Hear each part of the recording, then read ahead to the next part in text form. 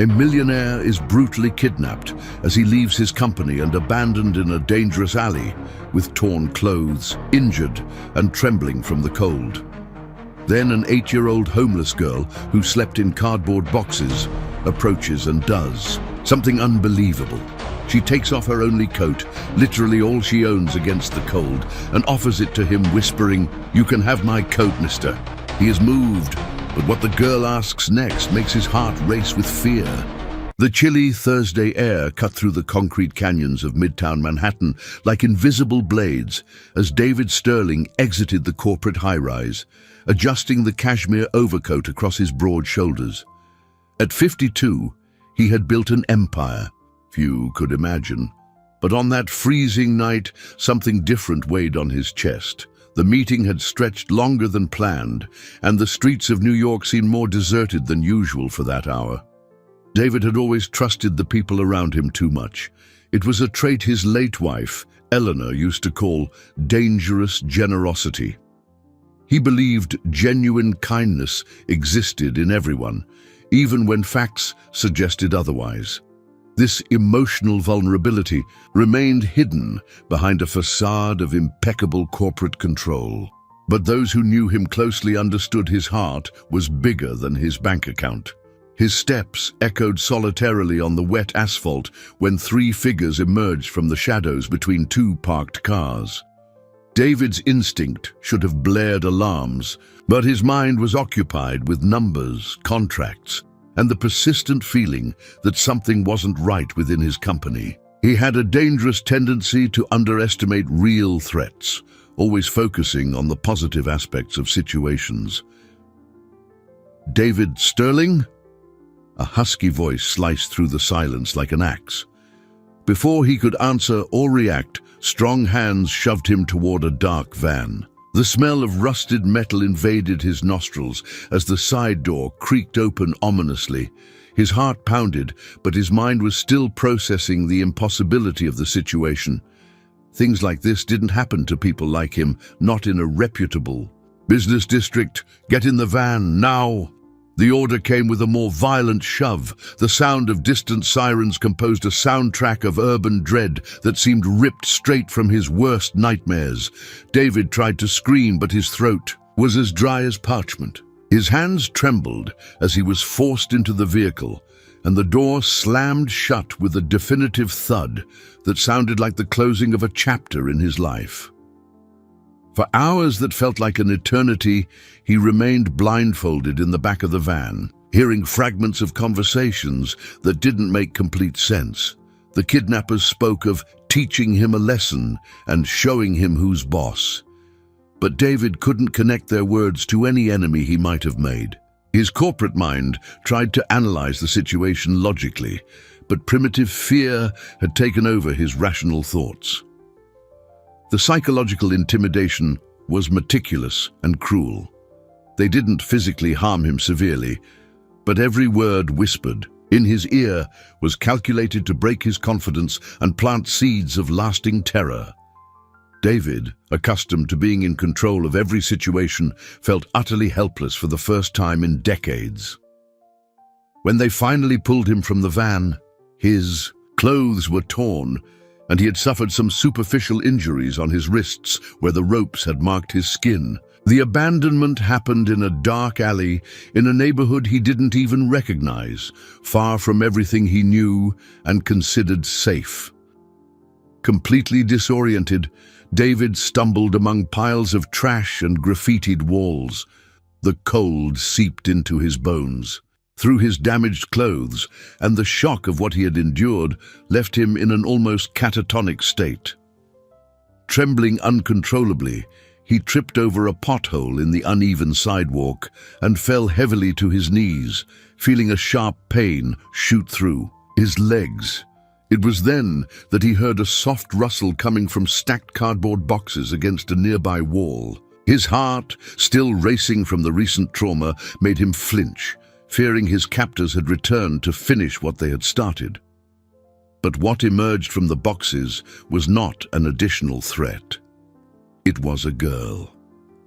The child who emerged from the cardboard boxes couldn't have been more than 8 years old. with disheveled brown hair and clothes that had once been many colors, now faded by time and neglect. Her large, expressive eyes gleamed with a mix of curiosity and caution as she watched the man fallen on the cold alley ground. David remained motionless, still processing the reality of his situation. The girl approached slowly, like a wild animal, assessing whether this stranger posed danger or needed help. She had learned to read people during her months living on the streets, and something about this elegant man, even with his torn clothes, told her he was genuinely in trouble. "Mister, are you hurt?" she asked in a soft but firm voice. There was a premature maturity in her words that contrasted with her apparent age. David looked up, trying to focus through the haze of shock that still clouded his thoughts.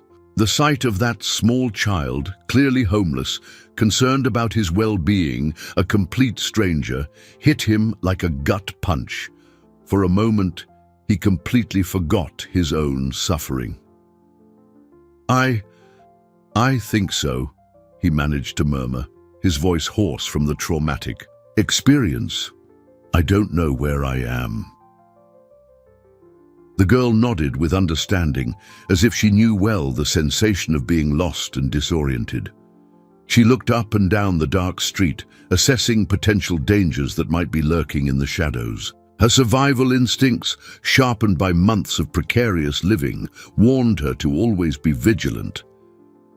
"It's really cold tonight," she said, more to herself than to him. "Colder than yesterday." It was then that she did something David would never forget for the rest of his life. Without hesitation, the girl began to take off her only jacket, a worn but visibly clean hoodie that represented literally everything she possessed against the biting cold of that Thursday night. It was a piece she had hand-washed in some public restroom, carefully preserved because it was her only protection against the elements. "You can have my jacket, mister," she whispered, extending the garment toward him. David froze. The generosity of that gesture was so impossible, so contrary to everything logic and life experience told him about human nature, that for a moment he thought he was hallucinating. A child who clearly had nothing, offering her only material, possession to a complete stranger.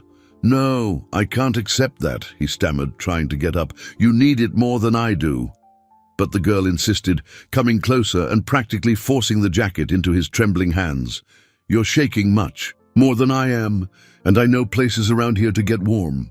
The texture of the fabric in his hands was surprisingly soft, and David could feel the residual warmth of her body still lingering in the garment.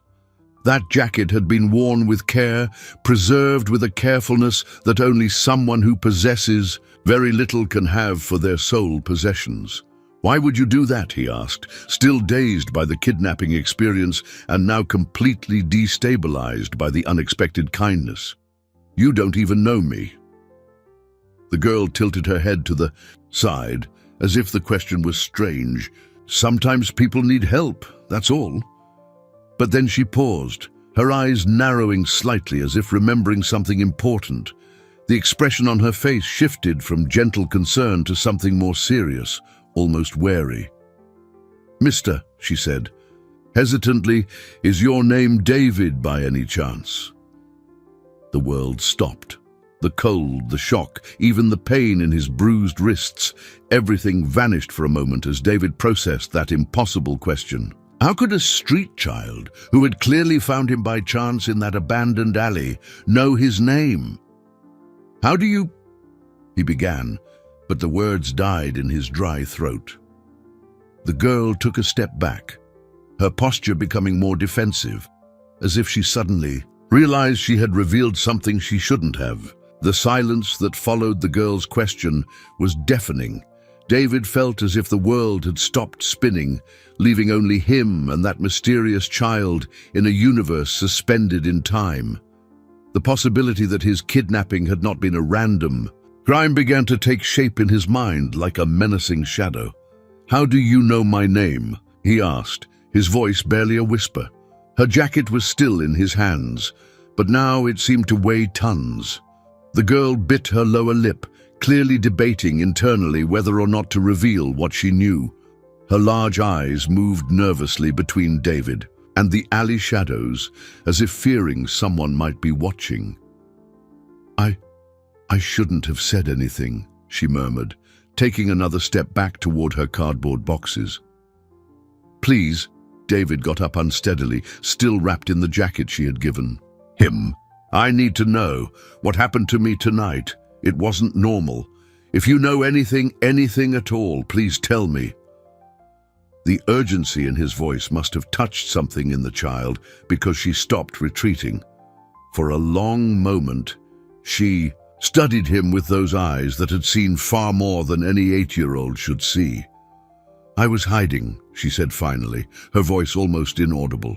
Last night, very late, there were some men talking near here, near where I sometimes sleep.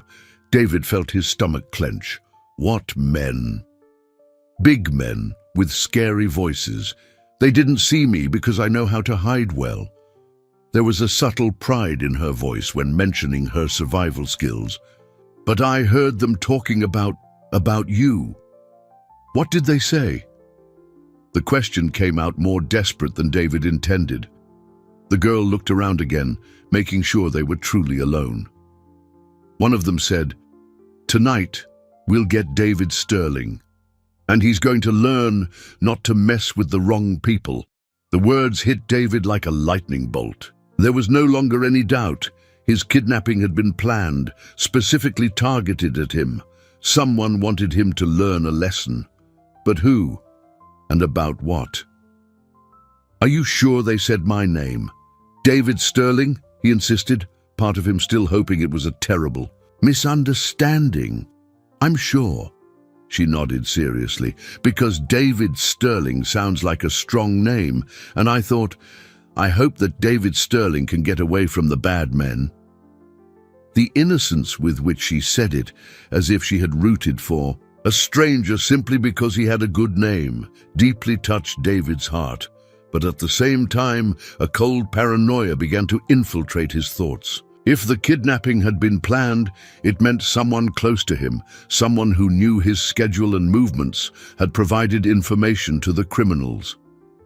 Did you see what these men looked like? Could you recognize them? He asked, though part of him dreaded the answer. The girl nodded. One of them had a scar here. She ran her finger across her own cheek, and another one was really tall, with a black leather coat. David memorized every detail she provided, his corporate mind already beginning to organize information and seek connections. But a sense of vulnerability he had never experienced invaded him. If people close to him were involved, whom could he trust? What's your name? He asked, realizing he still didn't know the name of his savior. Sophia, she answered simply. Sophia Maria, but everyone just calls me Sophia. Sophia, he repeated, the name sounding sweet in his voice. You saved my life tonight. Not just by giving me your jacket, but by telling me what you heard. Sophia shrugged, as if saving people's lives was something she did regularly. I just told the truth. My mom always said the truth is important, even when it hurts. The mention of her mother in the past tense didn't go unnoticed by David, but he decided not to press. There were other, more urgent matters to resolve. Sophia, you're in danger now, he said seriously. If those men find out you heard them. I know how to hide, she interrupted confidently. I've been hiding for a long time. But David knew that hiding wouldn't be enough if powerful people were involved. And for the first time in years, he felt completely lost about what to do. Dawn was beginning to break when Sophia made a decision that surprised even herself. Looking at David, who remained trembling even with her jacket on, she realized that this man needed a safe place to recover and think. Mr. Sterling, she said hesitantly, you can't stay out here on the street. The bad men might come back. David nodded, knowing she was right but unsure where to go. His home was on the other side of the city, and he wasn't sure it would be safe to return there. Moreover, he had no money, no documents, no phone. Everything had been taken during the kidnapping. "I have a place," Sophia continued, her voice gaining determination. "It's not much, but it's safe. No one's found me there yet." She began to walk, expecting him to follow. David hesitated for a moment. Following an 8-year-old to an unknown location didn't seem like the most sensible decision, but considering his current situation, few options seemed sensible. They walked through deserted streets for about 20 minutes, Sophia navigating with the confidence of someone who knew every alley and shortcut in that part of the city. She guided him through a vacant lot, then under a broken fence, until they reached an old highway overpass, crossing a nearly dry creek. "It's down here," she said, pointing to a space beneath the structure of the overpass. What David saw simultaneously impressed and moved him. Sophia had created a true miniature home in that makeshift space. There was a small but clean mattress, covered by a faded sheet that was clearly washed regularly. Wooden crates served as shelves and a table, organized with a neatness that revealed the care with which she treated her small territory. But what caught his eye most was an entire wall covered with newspaper and magazine clippings. David approached to examine them more closely and discovered something that made him swallow hard. "These are," he began, "news about rich people who help kids," Sophia completed with a shy smile. "I collect them." The articles were carefully cut out and glued to the concrete wall. "Businessman builds school in underserved community. Millionaire donates fortune to orphanages. Wealthy entrepreneur adopts 10 homeless children." Each clipping was perfectly aligned, creating a mosaic of hope and dreams. "Why do you collect these?" David asked, touched by the discovery. Sophia sat on the mattress, hugging her knees. "Because I dream of finding a kind, rich person who can help me," she said with the brutal honesty only children possess. "Someone who likes kids and wants to do good." The irony of the situation was not lost on David. Here he was, exactly the kind of person Sophia dreamed of finding, and she had just saved him without knowing who he really was. "What if you found that person?" he asked, sitting cautiously on one of the crates. "I'd help them too," Sophia responded immediately, "because good people deserve help from good people. That's how it works." David ran a hand over his face, feeling the weight of everything that had happened. "Sophia, do you have any idea how brave you are, what you did for me?" She shrugged. "Anyone would do that." "No," he said firmly. "They wouldn't. Most people would have pretended they didn't see me, or would have been afraid to get involved."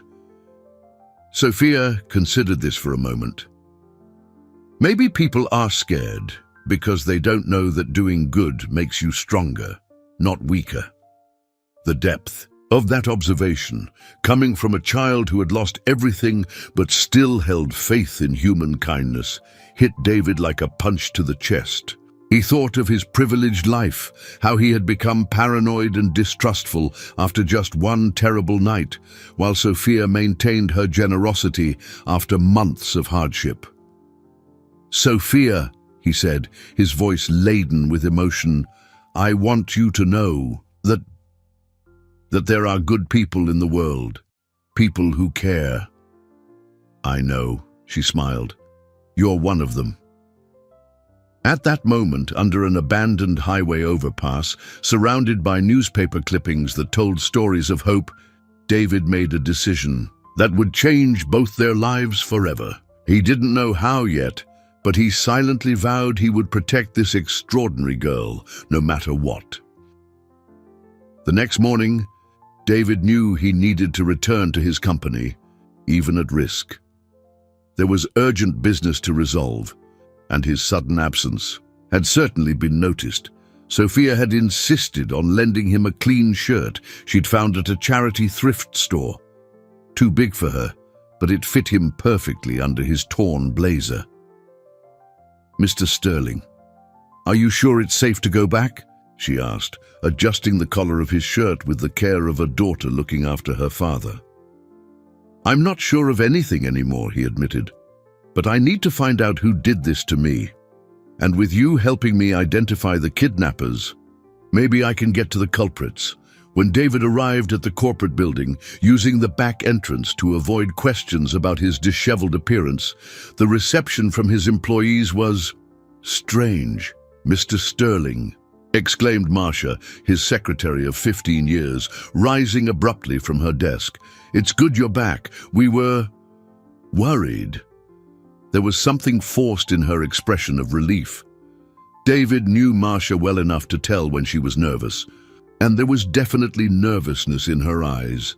"Worried about what exactly?" he asked, watching her carefully. "Well, when you didn't arrive this morning at the usual time and then didn't answer calls." She hesitated, her hands nervously fidgeting with papers on the desk. "Mr. Thorne was quite restless." Michael Thorne was his partner for 23 years, since the company's beginnings. If there was anyone David trusted absolutely, it was him. Or at least it had been until that morning, when the paranoia planted by the kidnapping began to color all his perceptions. "Michael got in early today?" David asked. "Yes, very early. He's been in his office since 6 in the morning making calls." Marcia stopped abruptly, as if realizing she had said too much. "Work calls, of course." David nodded slowly. Michael never arrived before 9 in the morning. It was a decades-long habit. "What kind of work calls at 6 in the morning, Marcia?" I don't know." He requested privacy. The secretary now completely avoided his gaze. Walking through the familiar corridors of his own company, David felt like a stranger observing his life from the outside. Every employee who greeted him seemed to be playing a role, their smiles slightly forced, their "glad you're okay" expressions sounding rehearsed. When he finally reached Michael's office, he found his partner on the phone, speaking in a low voice. Upon seeing David, Michael visibly paled before composing himself. "I have to go. We'll talk later," he said quickly into the phone, ending the call. "David, what a scare you gave us. Where have you been?" "I had some personal issues," David answered vaguely, observing every micro-expression on his 2-decade friend's face. "Issues that made me think about a lot of things." "What kind of issues?" Michael got up, rounding the desk to approach him. "Are you all right? You look different." "I'm fine," David lied. "But tell me, Michael, you made calls very early today. To whom?" The question caught Michael off guard. For a fraction of a second, his mask of friendly concern slipped, revealing something that could have been guilt or nervousness. "Routine calls. You know how business is. Always international clients, different time zones." The explanation came too quickly, too prepared. "International clients at 6 in the morning on a Friday?" David pressed. "Which clients would those be?" Michael hesitated a fraction of a second longer than he should have. "The representatives from the German company. You know that negotiation we were conducting?" But David knew there was no negotiation with a German company underway. They had closed that project 3 months ago. "Of course," he said slowly. "The German company." The silence that followed was heavy with unspoken tensions. David realized that his best friend and partner had just lied to him, without even batting an eye. And for the first time in 23 years of partnership, David wondered if he truly knew Michael Thorne. David spent the rest of the day discreetly observing the behavior of everyone around him, every conversation interrupted when he approached, every look exchanged between employees that seemed laden with hidden meanings. Paranoia grew like a weed in his chest, but he knew he couldn't ignore the signs. At night, he decided to return to Sophia's hideout. It was the only place where he felt truly safe, the only place where he knew he could completely trust someone. The irony was not lost on him. A millionaire finding security under an overpass with a street girl. "How was your day, Mr. Sterling?" Sophia asked as soon as he arrived, immediately noticing his tense expression. "Confusing," he admitted, sitting. On the crate he now considered his spot. "I think you were right about the men you overheard. It seems people I trusted might be involved." Sophia nodded seriously, as if unsurprised by adult malice. "Sometimes people pretend to be good when they're not. My mom taught me to pay attention to people's eyes, not just their words." "Your mother was wise," David said gently. "Do you want to talk about her?" Sophia's eyes filled with tears, but she held them back with an impressive strength for her age. "She died 6 months ago, a sickness the doctors couldn't cure because we didn't have money for the expensive medicine." David felt a tightening in his chest. "And your father?" "Never met him. My mom said he was a good man, but he had to leave before I was born." Sophia wiped her nose with the back of her hand. "After my mom died, there was no one left. People from Child Protective Services came, but I ran away. I was afraid of being separated from my mom's last things." She pointed to a corner of the hideout where there was a small shoebox. "Those are the only photos I have of her, and a necklace that was my grandmother's." David looked at that extraordinary girl who had lost everything but still found the strength to help a stranger. "Sophia, I want you to know that you're not alone anymore. No matter what happens, I will take care of you." "Thank you, Mr. Sterling. But first we need to take care of you," she said with determination. "You said you need to find out who the bad men are. I can help." "How?" Sophia got up and went to another corner of her hideout, from where she took out a small, worn notebook. "I write down everything I see and hear. My mom taught me that information is power, and that people like us always need to be aware." She opened the notebook, revealing pages covered with childish but clear and organized handwriting. "Here's everything about that night. The men, what they said, what they looked like." David took the notebook with reverence. Sophia's notes were detailed and precise. Times, physical descriptions, fragments of conversations. It was better than many professional reports he had received. "Sophia, this is incredible," he said, genuinely impressed. "You are very intelligent."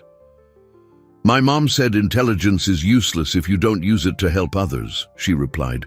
"And there's one more thing." Sophia turned a few pages of the notebook until she reached a drawing. It was a simple but recognizable sketch of a corporate building.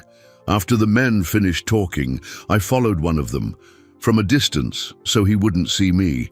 "He went into this building here." David studied the drawing and felt his blood run cold. He recognized that building perfectly. It was the commercial complex where Michael had his personal office, separate from the main company. "Are you absolutely sure it was this building?" he asked, his voice almost a whisper. "Sure. I waited hidden until he left. 2 hours later, he looked pretty pleased with himself." David closed his eyes, trying to process the magnitude of the betrayal. Michael, his best friend, his partner, the person he trusted most in the world, had orchestrated his kidnapping. "Mr. Sterling, do you know this building?" Sophia asked, noticing his reaction. "I do," he replied, his voice heavy with deep sadness. "It belongs to someone I considered family." Sophia placed her small hand on his. "I'm sorry. It must hurt when people you love do bad things." David looked at that girl, wise beyond her years, who had lost everything but still found compassion to comfort him in his pain. At that moment, he knew he would do anything to protect her, even if it meant confronting his best friend. The second week after the kidnapping brought a discovery that would completely change the course of events. David had spent the last few days discreetly investigating Michael's activities, trying to understand the extent of the betrayal. But it was Sophia who made the most shocking discovery. "Mr. Sterling," she said one rainy afternoon when he arrived at the hideout with food and new clothes for her, "something very bad happened." The seriousness in her voice immediately alerted him. "What is it, Sophia? Remember that man with the scar I saw talking about you? I saw him again today." David sat down quickly. "Where?" "Near my overpass. He was with another man, and they were talking about me." Her voice became small, almost a whisper. David's blood ran cold. "What did they say?" Sophia opened her notebook to a new page where there were notes written in shaky handwriting. "They said that the girl saw too much and that the boss wants them to solve the girl problem before she talks to anyone." The words hit David like a gut punch. He had put Sophia in danger by going back to his company, by asking questions. Somehow Michael had found out there was a witness.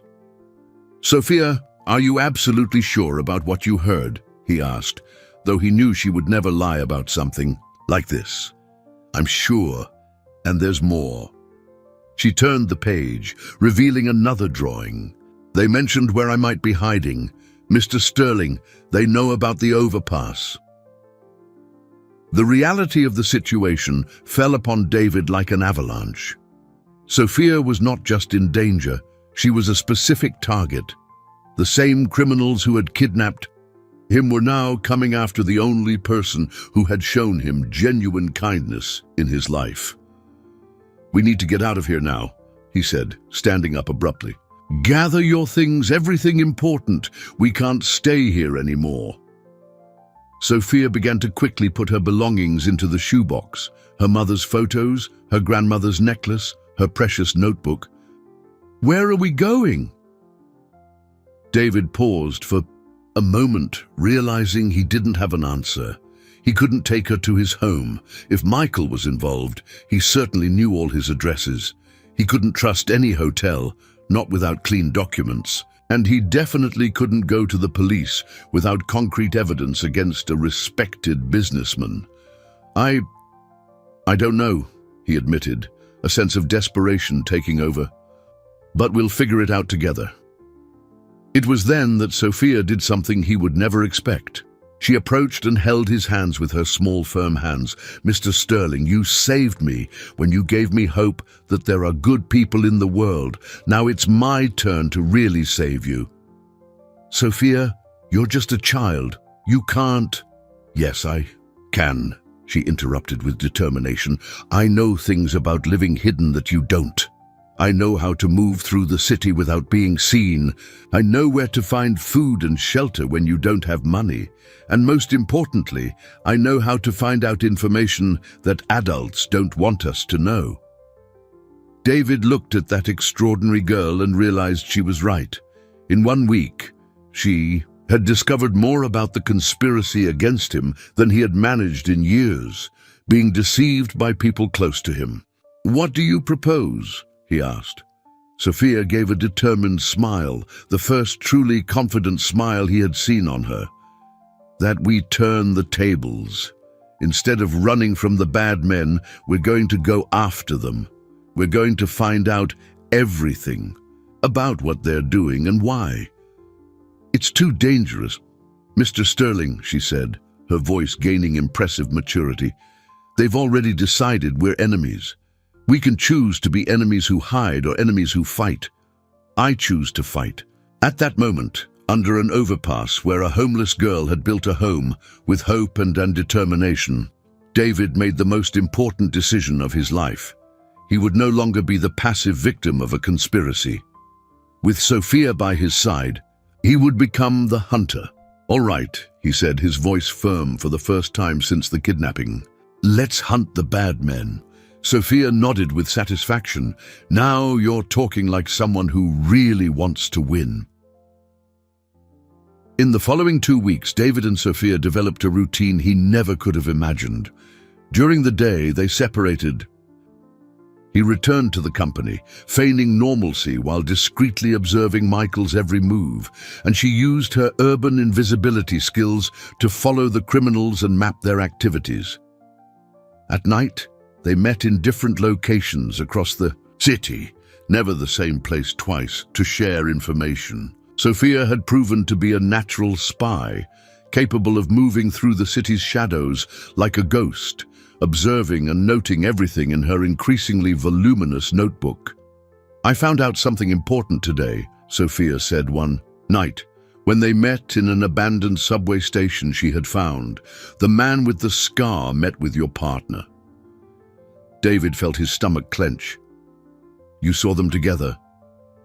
"I did, and I heard part of their conversation." Sophia opened her notebook. To the most recent page, they were discussing money, a lot of money. The man with the scar said that the job wasn't complete and that he needed more payment to finish the service. "What service?" David asked, though he dreaded the answer. "To eliminate you completely," Sophia replied with the brutal honesty he had learned to expect from her. "It seems the kidnapping was just the beginning. They wanted you to disappear forever. But something went wrong." David reflected on this. "Perhaps they got scared when they found out you had found me. A missing millionaire can be explained, but a dead millionaire in an area with witnesses, it's too dangerous," Sophia completed. "So now they want to get rid of the witness first." The cold logic of the situation was terrifying, but also revealing. "Sophia, that means Michael didn't just want to scare or rob me. He wanted to take everything that's yours," she said simply. "Your company, your money, your life." During the third week, the discoveries intensified. David began discreetly investigating the company's finances and uncovered irregularities, dating back years. Transfers to shell companies, inflated contracts, subtle but consistent diversions that amounted to millions. "Michael wasn't just planning to eliminate me," he explained to Sophia one night. "He had been stealing for years. The kidnapping was to cover up the financial crimes."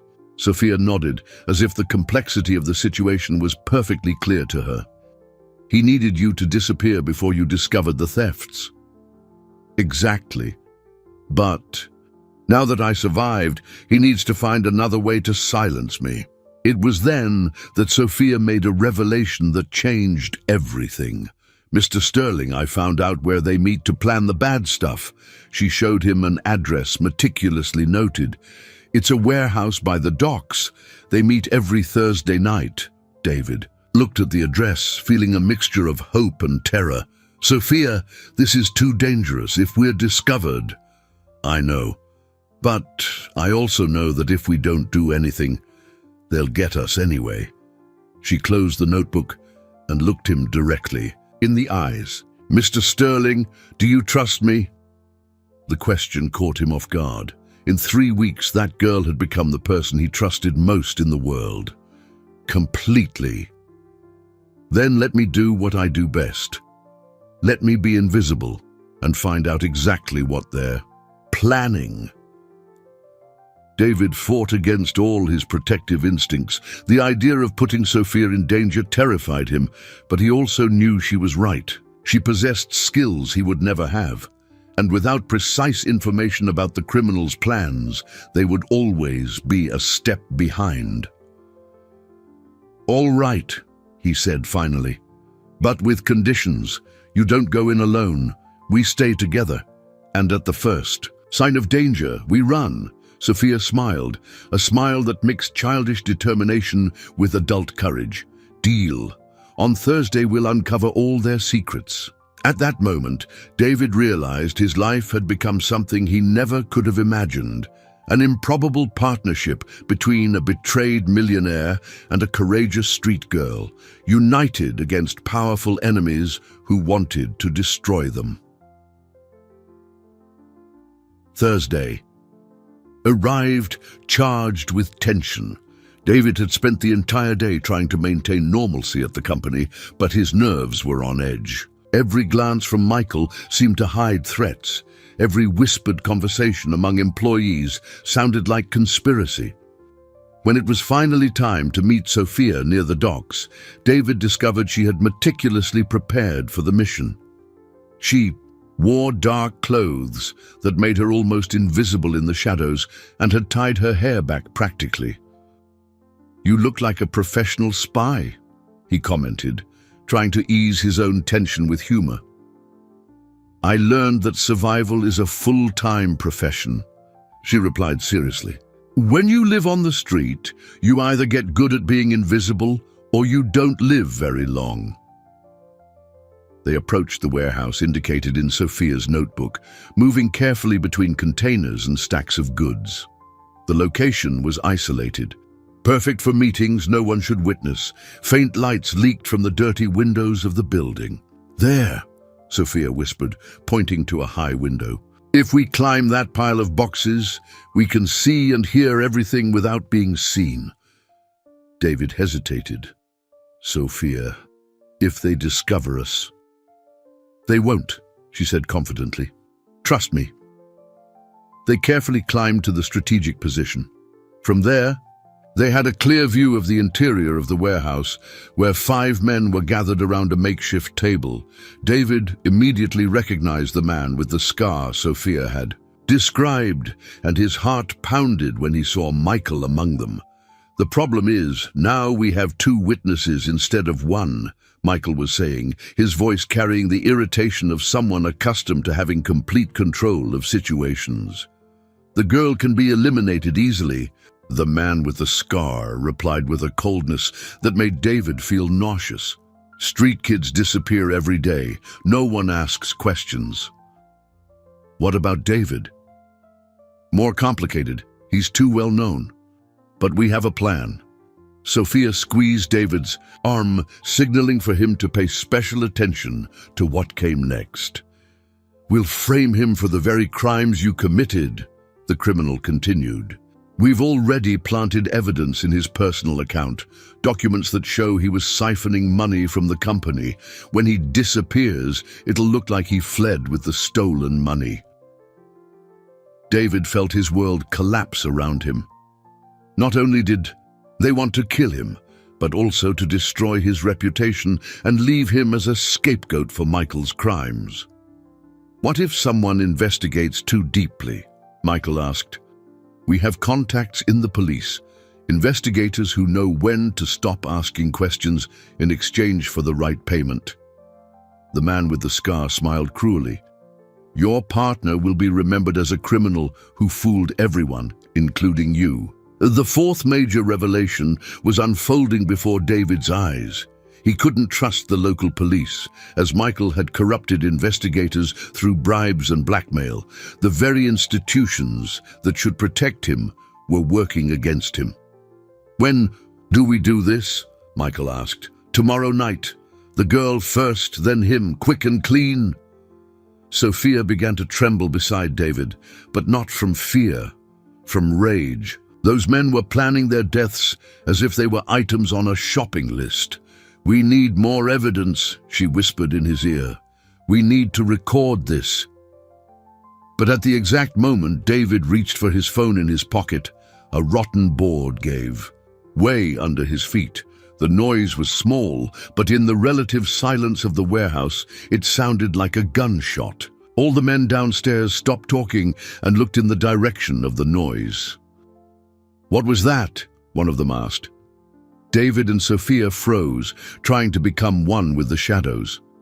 For a few eternal seconds, no one moved. Then, the man with the scar gestured to the others. "Go check outside. Might be some homeless person snooping around." David saw 2 men heading for the warehouse exit. In a matter of minutes, they would be surrounded. "Sophia," he whispered desperately, "we need to get out of here now." But when he turned to her, he discovered something that chilled him to the bone. Sophia was no longer by his side. In the gloom of the warehouse, he heard a childish voice, clear and defiant. "Looking for me." the terror David felt upon hearing Sophia's voice echoing inside the warehouse was unlike any fear he had ever experienced. It wasn't fear for his own life, but the absolute despair of knowing he had failed to protect the only person who truly mattered to him. Well, said the man with the scar, his voice laden with cruel satisfaction. Looks like our little witness decided to turn herself in. David crawled to the edge of the makeshift platform and saw Sophia in the center of the warehouse, surrounded by the 5 men. She looked tiny among them, but her posture was upright and defiant. Even captured, she didn't show the fear any normal child would feel. "Where's your millionaire friend?" Michael asked, approaching her. "Far from here," Sophia replied firmly. "Where you'll never find him." David immediately realized what she had done. Sophia had deliberately given herself up to give him time to escape. She was willing to sacrifice her own life to save him, just as she had done that first night in the alley when she offered her jacket.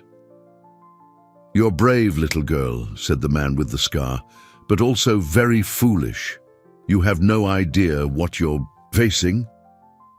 "Yes, I do," Sophia retorted, lifting her chin. "I'm facing weak men who only know how to attack children and helpless people. My mom taught me that a coward is always a coward, no matter how many friends he brings to help."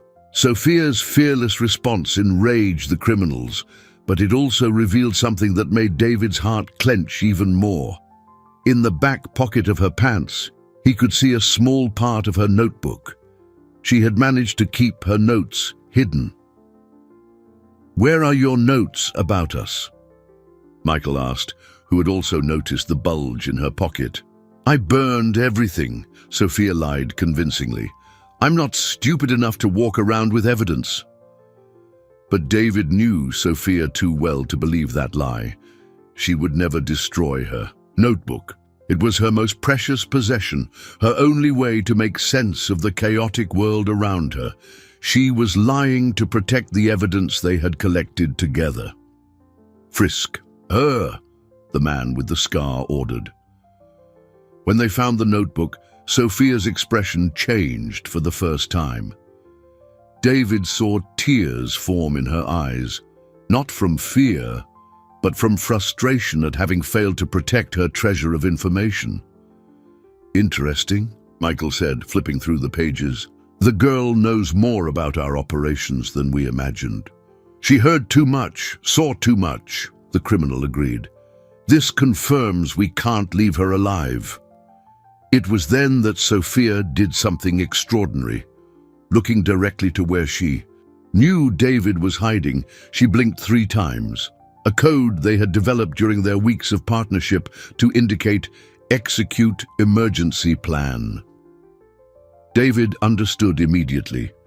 Sophia wanted him to flee, to survive, to find a way to expose those men even without her. She was willing to die so that justice could be served. "You can hurt me," Sophia said, her voice gaining a strength that echoed through the warehouse walls. "But you can't erase the truth, and you can't kill the goodness that exists in the world." "How dramatic," Michael scoffed. "No one will remember you, little girl. Kids like you disappear every day." "Someone will remember," Sophia replied with absolute conviction. "Good people always remember other good people, and one day you'll pay for everything you've done." David knew he had to act. He couldn't simply run away and let Sophia die, but he also knew that a hasty action would result in both their deaths. He needed to be smart, use the only advantage he had. They still didn't know exactly where he was. Silently, he began to move through the structure of the warehouse, looking for a way to create a distraction that would allow him to free Sophia. His phone had low battery, but perhaps it would be enough for one crucial call. Downstairs, Sophia continued to confront her captors with a courage that broke David's heart. "Do you know the difference between you and people like my Mr. Sterling?" she asked. You only know how to destroy. He knows how to build good things. And at that moment, David knew exactly what to do. As he moved silently through the warehouse structure, David overheard a conversation that would completely change his understanding of the entire situation. One of the criminals was talking on the phone, and his words made David's blood run cold. "Yes, we found his daughter." "No, she doesn't know yet." "Are you sure her father found out about the scheme?" David stopped breathing. "Whose daughter? Whose father were they talking about?" "Yeah, I know you ordered him eliminated back then, but the girl survived." "No, she doesn't suspect anything. Thinks she's an orphan." The first major twist was revealing itself before David's eyes. Sophia wasn't just a random homeless girl. There was something much more complex in her story. "Look, Michael," the criminal continued, "are you sure you want to eliminate John's daughter? She's just a kid." John. David knew only one John who had worked for the company, John Miller, a meticulous accountant who had abruptly resigned 6 months ago, claiming family health issues. The pieces of the puzzle began to fit together terrifyingly. John had discovered the fund diversion scheme and had been silenced because of it. Michael had destroyed his family, indirectly causing the death of his sick wife who couldn't afford expensive medicine. The girl isn't just a casual witness, David whispered to himself, the magnitude of the situation hitting him like an avalanche. She's the daughter of a man who was killed for discovering the truth. Downstairs, Sophia continued to be interrogated, completely unaware that she was face to face with her father's murderers. "Your mother died of an illness, didn't she?" Michael asked with false sympathy. "How sad. I bet you didn't have money. For expensive treatments." Sophia nodded, tears finally streaming down her face as she remembered the loss. "And your father? You said you never met him." "My mom said he was a good man, but he had to leave before I was born," Sophia repeated. The same story she had told David. "Lie," Michael said cruelly. "Your father didn't leave. Your father was John Miller, and he worked for me." The shock on Sophia's face was visible even from where David was hiding.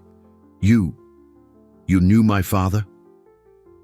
"I knew him, and I ordered him killed," Michael replied with cruel satisfaction. "He discovered things he shouldn't have discovered, just like you." The second major twist was completing. Sophia was not only the daughter of a former company employee who was silenced after discovering the corruption scheme, but her family had been destroyed by the same man who was now pursuing both of them. "I killed my father." Sophia's voice was small, broken. "I ordered it. He was a problem just like you've become." Michael approached her. "The difference is you'll meet the same end he did." David saw Sophia emotionally break down for the first time since he had met her. The strong, courageous girl who had faced life on the streets with determination finally broke upon discovering that the men who had destroyed her family were right there, in front of her. "Why?" she sobbed. "Why did you hurt my family? We never did anything wrong to anyone." "Because your father was just like you, too curious for his own good," replied the man with the scar. "And now you two are going to be reunited." But it was then that David heard something that made him realize the situation was even worse than he imagined. Michael was on the phone again. "Yes, prepare the documents." "No, we want it to look like David discovered everything and fled with the money. Plant the evidence in his account first thing tomorrow morning, and make sure our version gets to the press before anyone can question." The third major twist revealed itself in all its extent.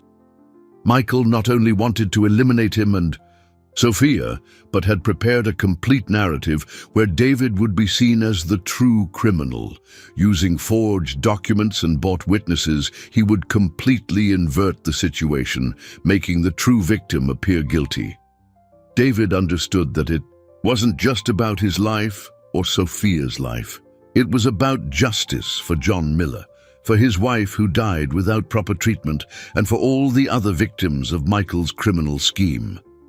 With the phone in his hand, he made the most important decision of his life. He would not run. He would not hide. It was time to turn the hunted into the hunter. David knew he had only one chance. With the phone in his hand, he dialed the number he had memorized during his weeks of investigation. An investigative journalist who had tried to interview him months ago about corporate malfeasance. "Marcus Rivers, the City Tribune," answered the sleepy voice. "Marcus, it's David Sterling. I know it's late, but I have the biggest corruption story you've ever seen. And it's happening right now, live." "David? The businessman? I thought you'd disappeared." "That's part of the story. Listen closely and keep this line open. I'm going to transmit confessions of crimes that will bring down an entire corruption scheme." Without waiting for a response, David activated the phone's speakerphone and began to move to a position where he could clearly capture the voices from the warehouse. Downstairs, Michael continued to reveal details of his crimes to Sophia as if he wanted her to fully understand the power he had wielded over her family before eliminating her. "Your father discovered I was siphoning money for years," he was saying, his voice filled with arrogance. $3 million a year transferred to offshore accounts through shell companies I created." David positioned the phone so that every word was clearly captured by the call with the journalist. "When John came to confront me with the evidence," Michael continued, "I knew he had to disappear. I had the same men who are here today eliminate him. A very convincing car accident." Sophia quietly sobbed, but David noticed she was paying attention to every detail, even amidst the emotional pain. "And his wife died because you stole the money that could have saved her," Sophia said, her voice gaining strength again. "Unavoidable collateral damage," Michael replied coldly. "Business is business." It was then that David decided to reveal his presence. He stepped out of the shadows and slowly descended to the warehouse floor, keeping his phone hidden but active. "Michael," he said, his voice echoing through the space. 23 years of friendship, and I never knew who you really were." All the men turned, surprised by his appearance. Sophia looked at him with a mix of relief and terror. "David! How did you find us?" Michael tried to look surprised, but there was something calculating in his eyes. "The same way I found out about the fund diversion, about the shell companies, about John Miller's death." David approached slowly. "Sophia helped me see the truth that was right in front of me for years." "You have no proof of anything," Michael said, regaining his arrogance. "I have the entire conversation you just had," David retorted, showing his phone. "Broadcast live to an investigative journalist. Your confessions about the murders, the embezzlements, everything." Panic instantly settled on Michael's face. You wouldn't do that." "Too late. And I'm not the only one listening." David looked at Sophia. "Tell them what you really did with your notes, Sophia." Sophia, understanding immediately, wiped away her tears and smiled for the first time since her capture. "I didn't burn anything. I made copies of everything and sent them to 3 different addresses. If anything happened to me, the evidence would be automatically delivered to the authorities." It was a lie, but a brilliant one that David immediately supported, "including to the FBI, who aren't under the influence of your local contacts," he added. "That's impossible," stammered the man with the scar. "A child wouldn't have the resources to—" "A child who lived on the streets learns to be smarter than complacent adults," Sophia said proudly. "And a child whose father was murdered learns to prepare for justice." At that moment, the sound of sirens began to approach. David had asked the journalist to contact federal authorities, and they were arriving. "It's over, Michael," David said. "You've lost." But Michael, cornered and desperate, pulled a gun. "If I go down, you're coming with me." The tension in the warehouse was at its peak as Michael pointed the gun alternately at David and Sophia. The sound of the sirens was getting closer, but still not close enough to guarantee immediate safety. "You ruined everything," Michael said, his voice trembling between rage and desperation. "Years of planning, years building this empire, and a street kid and a naive fool are going to destroy it all." "We didn't destroy anything," Sophia retorted with a courage that made David proud. "You chose to hurt innocent people. You killed my father. And now I'll finish what he left behind," Michael growled. But it was then that Sophia's cunning, developed over months of living on the streets, fully revealed itself. As she spoke, she had managed to subtly loosen the ropes binding her wrists, a skill she had learned observing street magicians during her days of panhandling. At the exact moment Michael decided to pull the trigger, Sophia lunged to the side and activated a device David hadn't noticed before, a small recorder she had hidden in her clothes. "FBI! Drop your weapons!" The agents' voices echoed through the warehouse as they burst through the doors. Michael, confused and in a panic, hesitated long enough for David to completely free Sophia from the remaining ropes. "He confessed everything," Sophia shouted to the federal agents. "He confessed to killing my father, to stealing millions from the company, everything."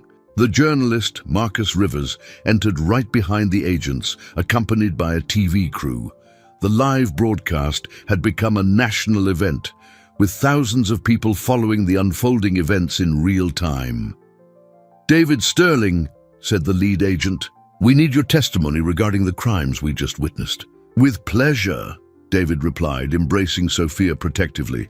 "But first, I want you to meet the real hero of this story.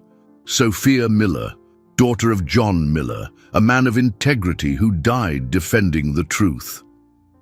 Sophia looked at him with tears in her eyes, but for the first time they were tears of relief and gratitude, not pain.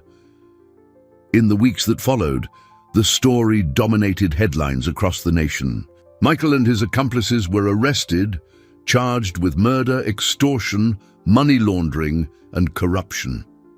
Investigations revealed that the criminal scheme extended far beyond David's company, involving politicians, other businessmen, and a network of corruption that had operated for years. David fully regained control of his company, and the diverted funds were partially recovered and used to compensate the families of the criminal scheme's victims. But the most significant change happened on a sunny Tuesday afternoon, 5 weeks after that first freezing night in the alley. "Sophia Maria Miller," the judge solemnly stated, "would you like to officially become David Sterling's daughter?" Sophia, wearing a blue dress she had specially chosen for the occasion, held David's hand firmly. "Yes, Your Honor. He saved me when I needed it most." "Actually," David gently interrupted, "she saved me, in every possible way." The judge smiled. "Therefore, by this act, I declare the adoption official. David, you are now legally Sophia's father, and Sophia, you now have a family forever." As they left the courthouse, Sophia held in one hand the jacket she had offered David that first night. He had insisted on returning it to her as a symbol of where it all began. In her other hand, she held an envelope with new photos, the new family's first official photo shoot. "Dad," Sophia said, the words sounding natural and loving, "can I tell you a secret?" "Of course, sweetheart." "That night in the alley, when I offered you my jacket, I knew you were different." "How did you know?" Sophia smiled, the same wise smile that had captivated David from day one. "Because even hurt and scared, you worried more about me than about yourself. People like that are rare, and people like that deserve to be saved." David hugged his daughter, realizing he had found much more than justice. He had found the true meaning of family. A year after that freezing Thursday night that changed their lives forever, David and Sophia stood on the same street where they first met, but this time they weren't running or hiding. They were inaugurating the John Miller Outreach and Shelter, an institution dedicated to vulnerable children.